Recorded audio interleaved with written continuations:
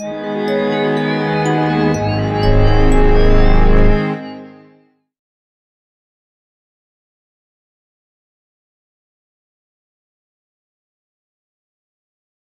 am vlogging from Legoland in Orlando, Florida. We and myself, my family, friends, we are all big fans of Disneyland. This is our first time in Legoland. I'm going to show you my family. There they are. All those right there. And we're here for the day, and I thought that I would do a little comparison on the customer service that we receive and compare it to Disneyland, which is one of the models that we use not only when we were forming our 2 and then 3 companies, but when I share information with my clients on how we should service our clients. Already we've had one mishap when we came in, which I will talk about later. Overall, so far, the park is very clean, which is a big deal when you're with a bunch of kids. You want it to be clean. Bathrooms were clean. And so far, so good, other than the one run-in. So, we'll see. Hi everyone. So I wanted to finish my review of Legoland, and I have some notes here, but before I get to those, I wanted to share a little bit about the company first.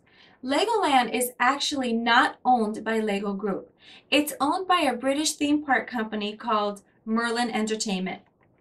And there are Legolands in Malaysia, and I'm going to butcher this, you guys, so I'm really sorry. Billund, Denmark, Günzburg, Germany, San Diego County, California, and the newest one that opened in 2011, Orlando, Florida. Now, theme parks are a really big business in Florida. And if you think you see a lot of advertisements for our parks, as residents, we see tons of them. And you might have been excited to hear that Legoland was coming to Florida and the East Coast. But not all parks are created equal. So before you buy your tickets, which were $64 for adult and $59 per child ages 3 to 12. I thought I would share some of my own experiences. We went in late December of 2012, and a friend of ours had gotten us tickets, and there were 3 cars in my party. So when we got there, the first 2 cars went in, no problem. But our car was detained. And what went on after that, I can only call an inquisition. The woman that attended us was very rude and very demeaning. I don't know what her problem was. Maybe she thought the tickets were stolen or invalid. She treated us like we were trying to get away with something. In fact, right before she finally let us in, she said, "I'm watching you, and I'm going to be looking out for you next time."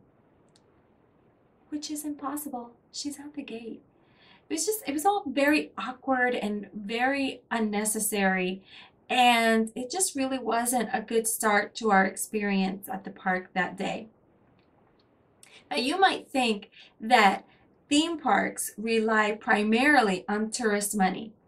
And they do, but there is a concerted effort to market to local residents who will go back and spend their money there over and over again.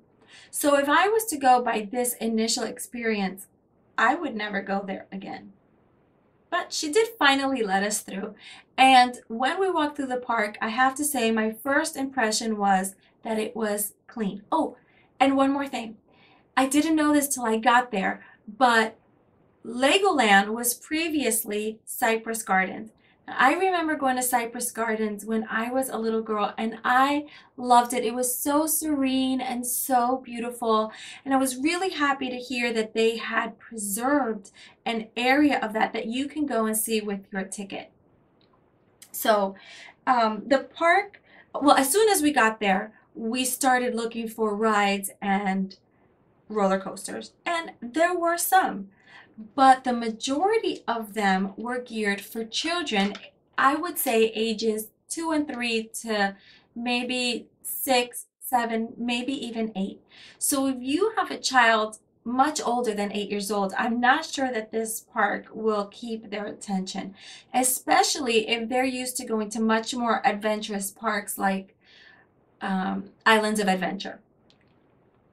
Now, in fact, my friend who got us the tickets has a 10 and a 12-year-old, and her kids refused to go. So the park was pretty empty that day. It wasn't very crowded. And even so, we waited in every line for 35 to 55 minutes. Anything longer than that, we didn't even try. We just walked on by. In fact, there was this one ride called the Royal Joust. And it was a very cute ride. It was adorable. The children got to ride on a horse on a circular track once. But we waited in line for over 35 minutes for that ride. And the problem is that there was only 12 to 20 people max ahead of us in the first place.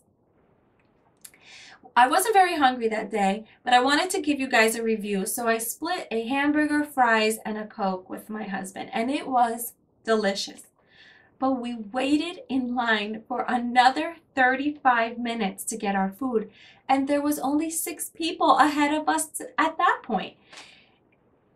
I don't even know what to say about it. We joked all day, what would this place do with Disney crowds? I have no idea. My favorite area, it wasn't a ride, it was an area, was Miniland USA. And I love like little villages. During Christmas time under the tree, the little villages, my mother-in-law has one, and I sit there and I stare at it. I think they're fascinating. Well, Miniland USA is almost like an entire world made out of Legos. And it was really cool. At night the lights came on in the little windows and the little street lamps, and it was really cute. In fact, I felt like I didn't get to spend enough time in that area. Overall, we had a really good time. But when your kids have a good time, you have a good time. So I give Legoland 1 thumb up, but only if you have children ages 2 to 6, maybe 7 or 8. And only if you go when the park isn't too crowded. And either way, be prepared to wait in long lines. I hope this video helps you make your decision on whether you would like to enjoy a day at Legoland. I know my brother-in-law and my nephew plan to go there anyway because they are huge Lego fans. And it really was a really nice place, with the exception of the few things I told you about. So that's it for today. Hope to see you in the next video. Bye-bye.